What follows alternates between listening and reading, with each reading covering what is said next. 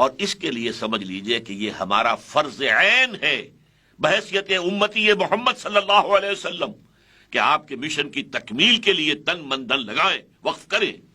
لیکن اس کے لیے سمجھنے کی بات یہ ہے، اس کے لیے میتھڈالوجی، اس کے لیے طریقہ کار سیرت النبی سے لینا ہوگا.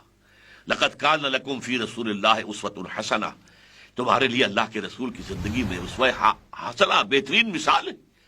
انہوں نے 20 برس کی عمر میں اندرون ملک انقلاب برپا کر دیا، اور اس کے بعد 3 سال کے اندر اور وہ جو ہے اگلا مرحلہ بھی شروع ہو گیا، جس کو آپ کہہ سکتے ہیں ایکسپورٹنگ دی ریولوشن یا ایکسٹینشن آف دی ریولوشن، دائیں بائیں شمال کی طرف.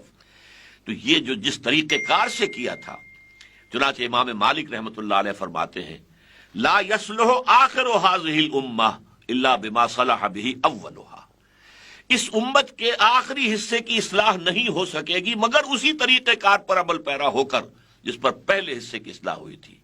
اب یہ پہلا اور آخری اس حدیث کی روح سے سمجھ لیجئے. حضور نے فرمایا میرا دور، پھر خلافت علی منہاج النبوہ. امت کی تاریخ کا پہلا دور کیا ہے؟ خلافت علی منہاج النبوہ، خلافت راشدہ.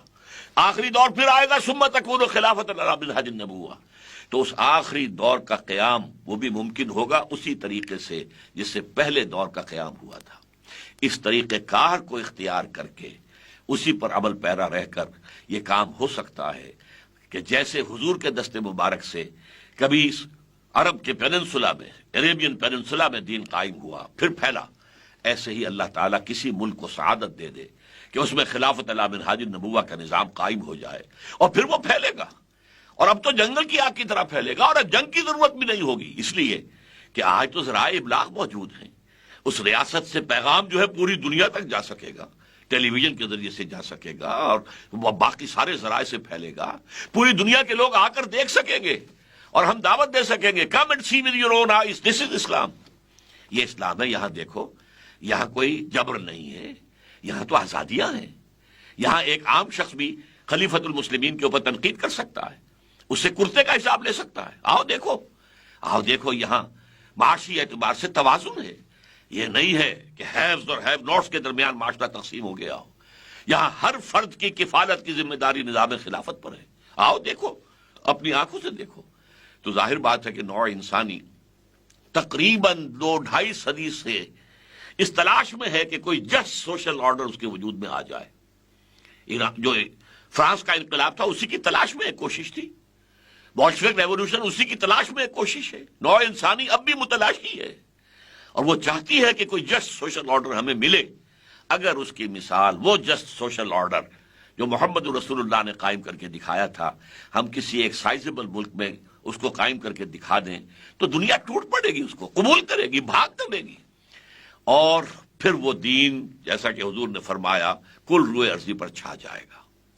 لیکن اس کے لیے جیسا کہ میں نے عرض کیا، تن من دھن وقف کرنا ہوگا، اور میتھڈالوجی وہی اختیار کرنی ہوگی جو سیرت سے ماخوذ ہو، اور اس کے نتیجے میں پھر تکمیل ہو جائے گی. جس کی علامہ اقبال نے خبر دی ہے، انہوں نے کہا ہے کہ وہ وقت آئے گا، شب گریزہ ہوگی آخر جلوہ خورشید سے، یہ چمن معمور ہوگا نغمہ توحید سے. یہ پورا عالم انسانیت نغمہ توحید، لا الہ الا اللہ، ان الحکم الا للہ، لا حاکم الا اللہ، اللہ کے سوا کوئی شارع نہیں ہے، اللہ اور اس کے رسول کی شریعت ہوگی جو نافذ ہوگی. اللہ تعالیٰ، اور یہ بات آخری کہہ رہا ہوں، اسی کا خواب دیکھا تھا علامہ اقبال نے 1930 میں ان کے خطبے میں ہے.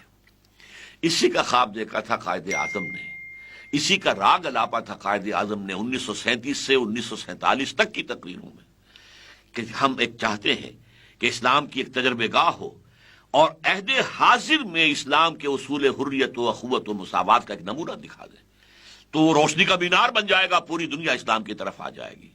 افسوس کہ ہم اس میں بری طرح فیل ہو گئے ہیں. اللہ تعالی ہمیں توفیق دے کہ ہم اپنا وہ سبق دوبارہ یاد کر لیں. کبھی بھولی ہوئی منزل بھی یاد آتی ہے راہی کو.